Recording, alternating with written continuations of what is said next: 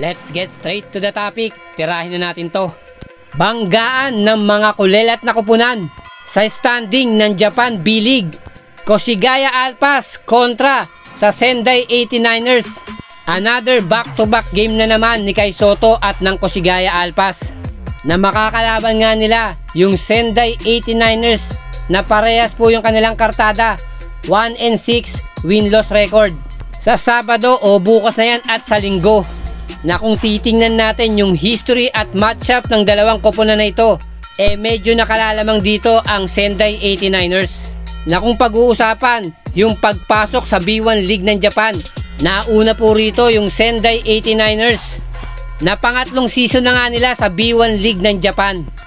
Compare po sa Koshigaya Alpas, kapapasok lang nila this season, na yung total of 18 games nila sa B2 League ng Japan, 11 doon o 11 ang napanalunan ng Sendai 89ers. At pawang 7 panalo lang ang naitala ng Koshigaya Alpas kontra dyan sa mga 89ers noong nasa B2 League pa sila ng Japan.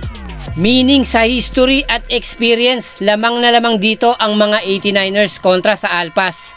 Na kahit nga po pare silang kulelat sa standing ng B1 League ng Japan, hindi po walk in the park ang magiging laban para po sa Koshigaya Alpas at kay Kai Sotto. Na posible pong makatapat nito yung isang Amerikanong import ng 89ers na si Nathan Booth, na nagtapos nga po sa kaparehong universidad ni AJ Edu na Toledo Rockets. At sigurado pong breed ito ng mahuhusay na big man at threat, both defensive and offensive. Nagaya nga po ng galawan ng ating isang Gilas center, AJ Edu. Then isama na rin po natin yung isang Brazilian big man, kababayan po ni Tim Suarez. May taas din pong 6'11". Naglaro na rin po to sa NBA sa koponan ng Chicago Bulls simula nung 2015 hanggang 2021. Na ang ibig ko pong sabihin, ex-NBA to. At yung mga numero ng big man na ito talagang matataas din. Na lumalabas po na underdog na naman dito ang Koshigaya Alpas, ganun din si Kai Sotto. Pero sana lang po magbago yung hangin para sa Koshigaya Alpas. Nasa mga stats nga po, nakalalamang din dito ang Sendai 89ers.